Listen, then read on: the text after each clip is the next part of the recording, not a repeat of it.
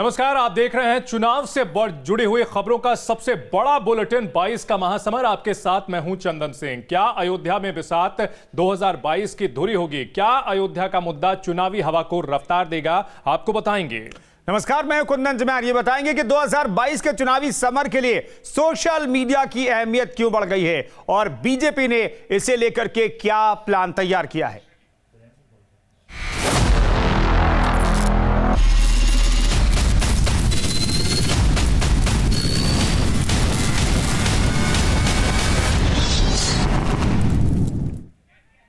पांच अगस्त 2020 को अयोध्या में मंदिर के शिलान्यास के बाद से यह सवाल लगातार चर्चा में है। क्या 2022 के चुनाव में अयोध्या का मुद्दा हावी रहेगा? और जैसे जैसे चुनाव नजदीक आ रहे हैं, तस्वीर साफ होने लगी है कि अयोध्या का विकास मॉडल 2022 के चुनावी समर में मुद्दा बनने वाला है। दरअसल बीजेपी की योजना चुनाव प्रचार सामग्री पर अयोध्या के विकास और राम मंदिर की तस्वीर इस्तेमाल करने की है।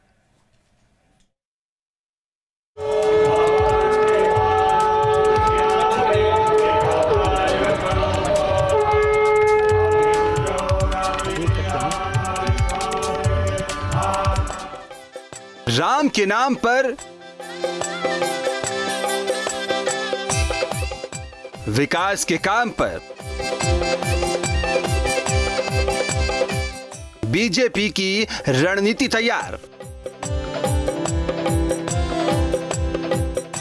अयोध्या मॉडल से अभियान को धार। अयोध्या हमेशा से बीजेपी के एजेंडे में रही है। 22 के महासमर में अयोध्या का विकास मॉडल मुद्दा होगा। भगवान राम का भव्य मंदिर बीजेपी के चुनावी प्रचार का हिस्सा।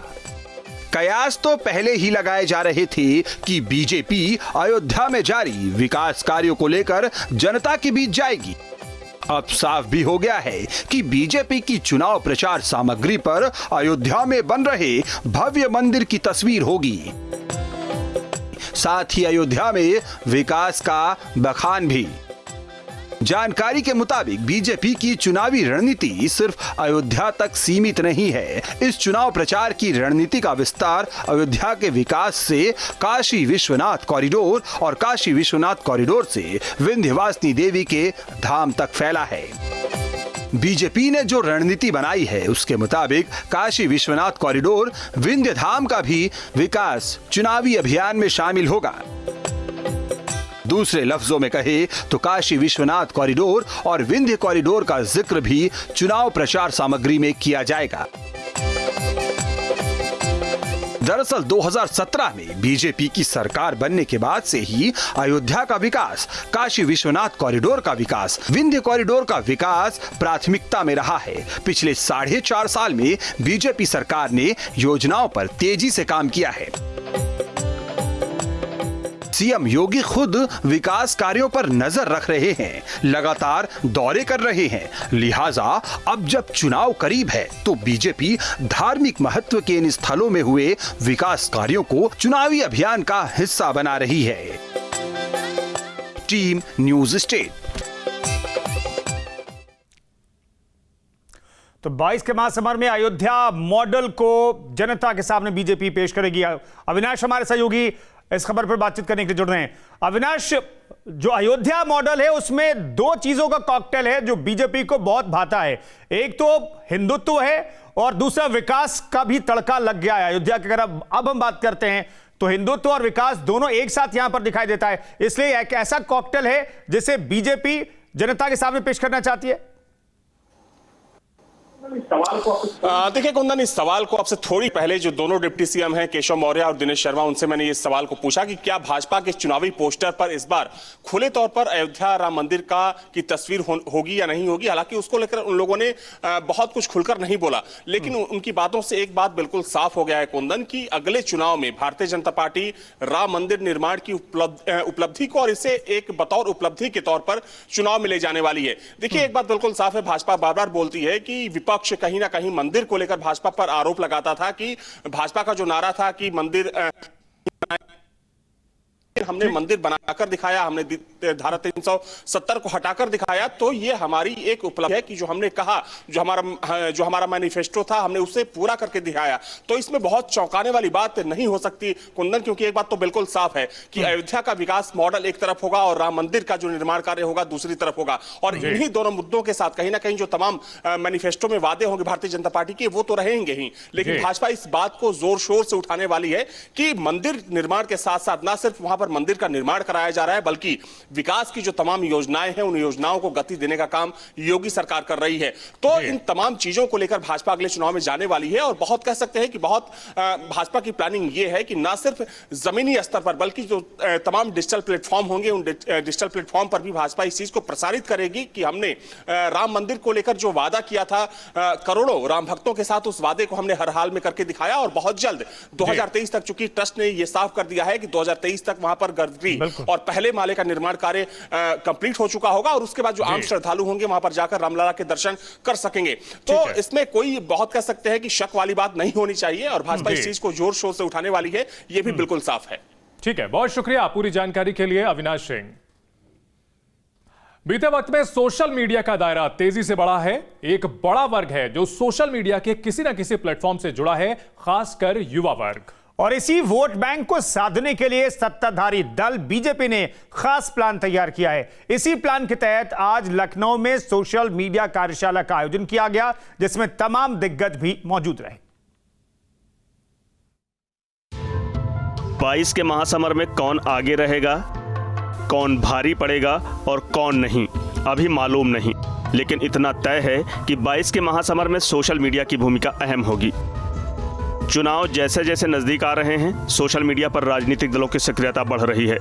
सत्ताधारी दल बीजेपी ने बड़ा प्लान तैयार किया है और इसी प्लान के तहत आज लखनऊ में कार्यशाला का आयोजन किया गया। सोशल मीडिया की भूमिका से हम कतई अपने आप को अलग नहीं कर सकते। सोशल मीडिया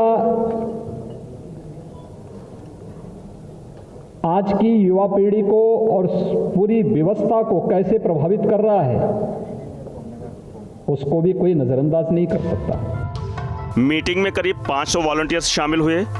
आईटी सेल के प्रमुख अमित मालवीय, मुख्यमंत्री केशव प्रसाद मौर्य समेत अन्य नेता मौजूद रहे। कार्यशाला में सोशल मीडिया टीम की भूमिका पर चर्चा की गई।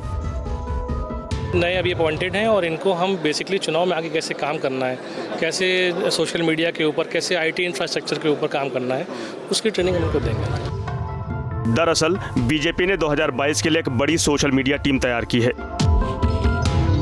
सोशल मीडिया संयोजकों की नियुक्ति की गई है। प्रदेश स्तर पर 1 संयोजक, 4 सह संयोजक नियुक्त किए गए हैं। संगठनात्मक जिलों और मंडलों में भी नियुक्ति की गई है। 1,15,000 बूथों पर व्हाट्सएप ग्रुप बनाया गया है।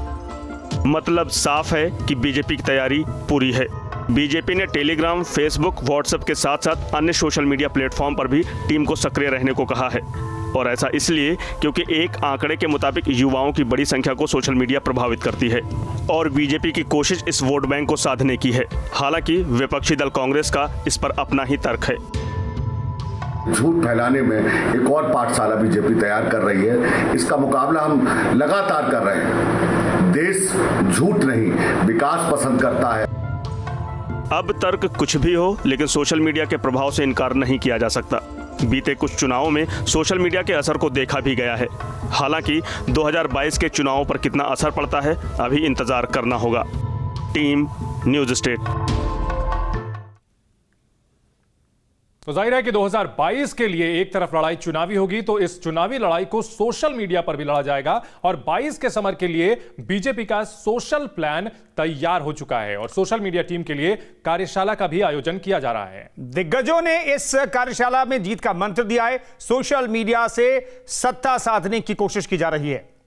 युवा वोट बैंक पर बीजेपी की नजर है। वो युवा जिसके हाथ में स्मार्टफोन है और वो युवा जो कि स्मार्टफोन के जरिए, सोशल मीडिया के जरिए अपनी राय बनाता है। कुंदन, ऐसे लोगों को टारगेट किया जा रहा है। ये महत्वपूर्ण योजना है, प्लानिंग है बीजेपी की। फिलहाल आगे बढ़ते हैं। बीजेपी के राष्ट्रीय अध्यक्ष जेपी नड्डा 7 अगस्त यानी कल लखनऊ पहुंच रहे हैं। इस दौरान नवनिर्वाचित जिलाध्यक्ष और ब्लॉक प्रमुखों को वो संबोधित भी करेंगे। इसके अलावा जेपी नड्डा संगठन के पदाधिकारियों के साथ बैठक भी करेंगे। बैठक में 2022 की रणनीति को लेकर चर्चा होगी। जेपी नड्डा 8 अगस्त को आगरा जाएंगे, जहां वो ब्रज क्षेत्र के पदाधिकारियों के साथ बैठक करेंगे।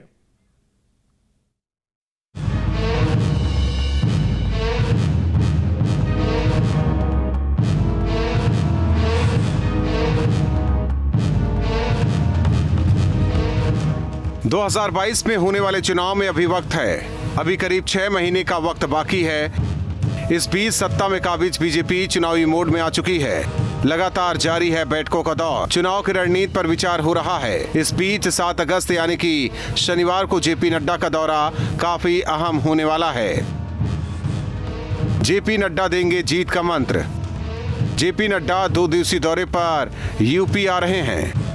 दौरे के पहले दिन जेपी नड्डा लखनऊ में रहेंगे। नवनिर्वाचित जिला पंचायत अध्यक्षों को संबोधित करेंगे। कार्यक्रम में नवनिर्वाचित ब्लॉक प्रमुख भी शामिल रहेंगे। जेपी नड्डा विधानसभा क्षेत्रों के प्रभारियों से भी संवाद करेंगे। संगठनात्मक बैठक कर 2022 की रणनीति पर विचार करेंगे। 8 अगस्त को जेपी नड्डा आगरा में होंगे। ब्रज क्षेत्र के पदाधिकारियों के साथ बैठक कर तैयारियों की समीक्षा करेंगे। आगरा में कोरोना वॉरियर्स को संबोधित करने का भी कार्यक्रम है। उनकी बैठकें हैं 2 दिन की, और उसके बाद फिर आएंगे वो उत्तर प्रदेश के अंदर भारतीय जनता पार्टी की गठबंधन की सरकार और मजबूती से कैसे बने, पहले से ज़्यादा अच्छी बने, उसकी तैयारी हो रही है। जानकारी के मुताबिक बीजेपी ने जेपी नड्डा के कार्यक्रम को लेकर सभी तैयारियां पूरी कर ली है। भाजपा के राष्ट्रीय अध्यक्ष जेपी नड्डा कल 2 दिवसीय दौरे पर लखनऊ पहुंचने वाले हैं। कल सुबह में जेपी नड्डा लखनऊ पहुंचेंगे, जहां पर हाल ही में निर्वाचित हुए भारतीय जनता पार्टी के जिला पंचायत अध्यक्षों और ब्लॉक प्रमुखों के साथ जेपी नड्डा का संवाद होना है।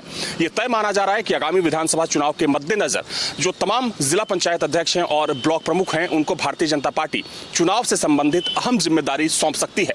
इसके अलावा कल लखनऊ भाजपा मुख्यालय में जेपी नड्डा की प्रदेश अध्यक्ष, संगठन महामंत्री और जो प्रदेश के दूसरे महत्वपूर्ण और जो बड़े भाजपा के पदाधिकारी हैं, उनके साथ भी बैठक होनी है। 2022 के विधानसभा चुनाव के लिए बीजेपी कोई कोर कसर नहीं छोड़ना चाहती, जिसके लिए बूथ स्तर तक तैयारी जारी है। हालांकि बीजेपी की इस रणनीति पर विपक्ष के अपने तर्क हैं।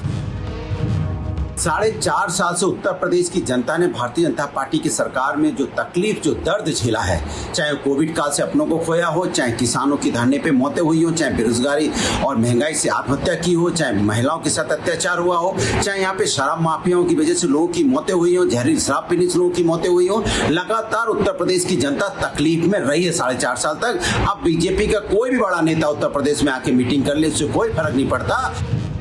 जाहिर है बीजेपी के सामने 2022 में दोहरी चुनौती है। विपक्ष के उठ रहे सवालों के अलावा बीजेपी के सामने एंटी इनकम्बेंसी बड़ी चुनौती होगी, जिससे निपटना बीजेपी के लिए इतना आसान भी नहीं होगा। Team news state. एक बार फिर जातिगत जनगणना का मुद्दा जोर पकड़ रहा है। बीएसपी अध्यक्ष मायावती ने जातिगत जनगणना कराने की मांग की है। बीएसपी अध्यक्ष मायावती का ट्वीट ऐसे समय में आया जब केंद्र सरकार जातिगत जनगणना से इनकार कर चुकी है और कई पार्टियां जातिगत जनगणना की मांग कर रही हैं।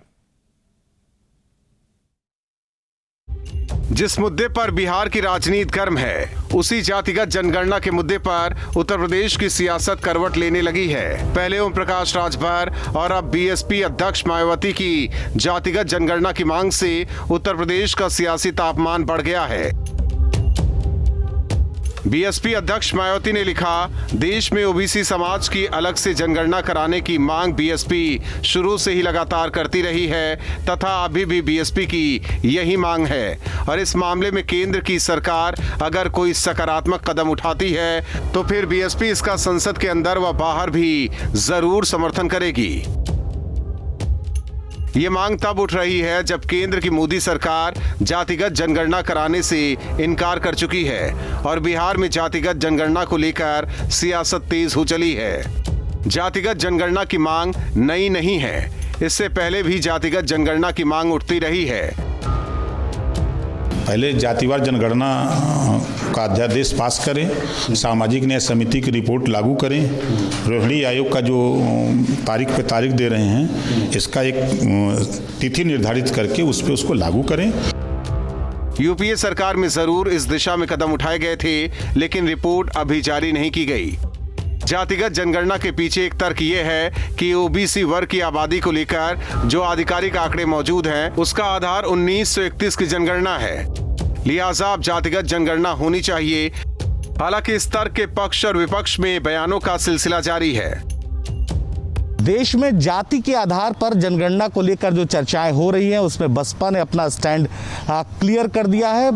बसपा सुप्रीमो मायावती ने एक ट्वीट करके कहा है कि देश में ओबीसी समाज की अलग से जनगणना कराने की मांग बीएसपी शुरू से ही और लगातार करती रही है तथा अभी भी बीएसपी इसकी मांग कर रही है। इस मामले में केंद्र सरकार अगर कोई सकारात्मक कदम उठाता है तो बसपा केंद्र सरकार के साथ सदन में भी और बाहर भी खड़ी हुई है। यही नहीं, बीएसपी सुप्रीमो ने ये साफ कर दिया है कि इसकी मांग लगातार बीएसपी पार्टी पहले से भी करती रही है कि ओबीसी समाज की अलग से जनगणना कराई जाए। लखनऊ से वीडियो समित सिंह के साथ निखिल शर्मा, न्यूज स्टेट उत्तर प्रदेश।